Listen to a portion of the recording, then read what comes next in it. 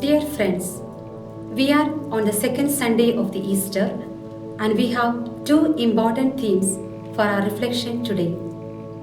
First, the faith proclamation of Saint Thomas the Apostle, and secondly, a reflection on the feast of Divine Mercy.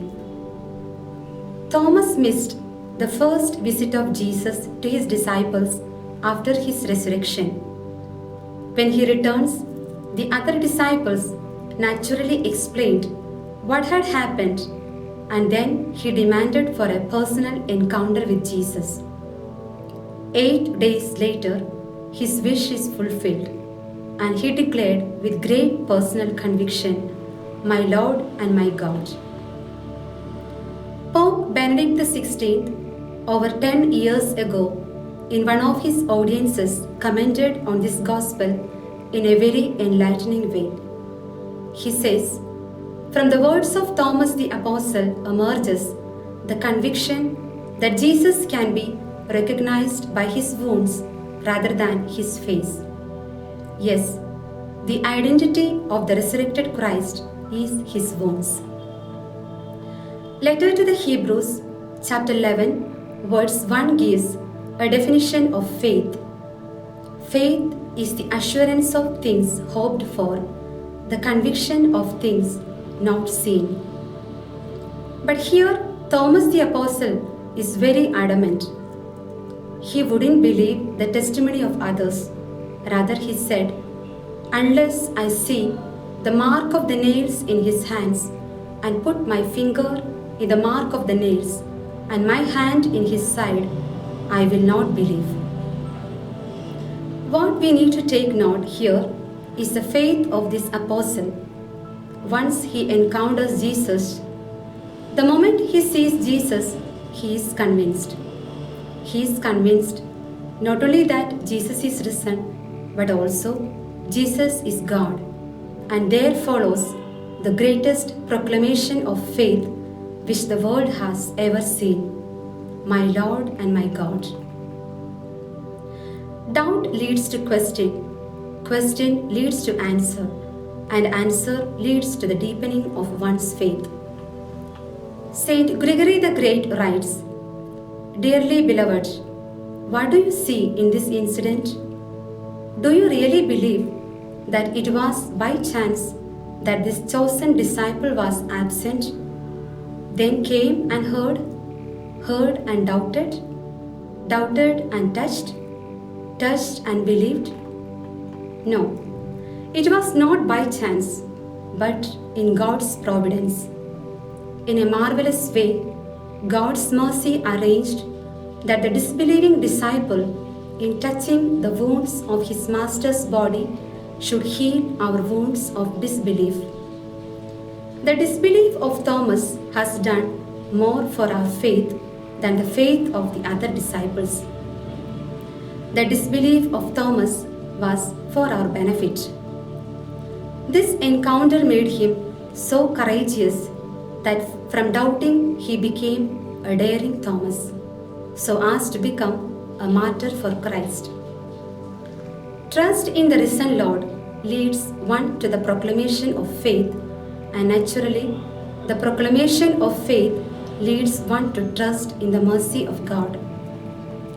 It was in 1930s that Jesus revealed his great mercy to Sister Faustina Kowalska and expressed his deep desire to have a solemn celebration of the Feast of Divine Mercy on the first Sunday after Easter. But we know this was realized only in the year 2000 when St. John Paul II made this feast a universal one. Long 70 years of expectancy. How patient our God is.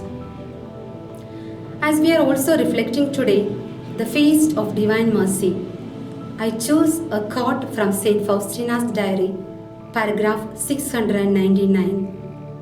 Jesus speaks to St. Faustina, "My daughter, tell the whole world about my inconceivable mercy.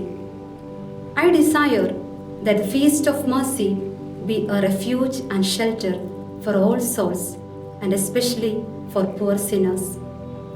I pour out a whole ocean of graces upon those souls who approach the fount of my mercy. My mercy is so great that no mind, be it of man or angel, will be able to fathom it throughout all eternity. It is my desire that it be solemnly celebrated on the first Sunday after Easter. Mankind will not have peace until it turns to the fount of my mercy. The miracle of mercy can be seen as the two sides of the same coin. On the one side, His boundless mercy flows into us, and on the other side, it is streamed seamlessly into our brethren. In the Gospel of St. Luke, chapter 6, verse 36, we read, "Be compassionate as your heavenly Father is compassionate." And in the Sermon of the Mount, we hear, "Blessed are those who are merciful to others. God will be merciful to them." And the message of the divine mercy is the same. Jesus, the merciful Savior, appeared in His risen glory to Saint Faustina Kowalska. According to her diary, the Divine Mercy picture portrays that apparition. With His left hand, Jesus points to His heart. From it gushes out no more blood and water, but glorious rays of healing and mercy for the poor human race. He invites all who are struggling under sin and misery to come to His merciful heart. He raises His right hand in blessing and bestows on us the gifts of pardon, peace, and the Holy Spirit. Our response to such a generous love and mercy can be nothing but trust. He told Saint Faustina that the picture of divine mercy was to be signed, "Jesus, I trust in you." All that He wants is that we approach Him with trust.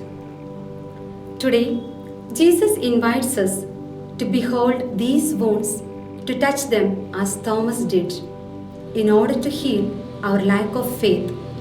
And above all, He invites us to enter into the mystery of these wounds, which is the mystery of His merciful love. Through these wounds, we can see the entire mystery of Christ and of God. His life filled with compassion for the weak in body and in spirit. Saint Bernard, reflecting on the Canticle of Canticles, says that through these sacred wounds of Jesus, we can see the secret of Christ's heart, the great mystery of love and mercy. Let's stop for a while to ask ourselves, what is my attitude towards the wounded humanity? And what works of mercy do I undertake in order to heal their wounds? Undoubtedly, unconditionally, trust in His mercy empowers us to be a reason of grace and beacon of love, enriching everyone through our joyful lives that pledge to set apart all we are and all we have for the kingdom of God. Thank you.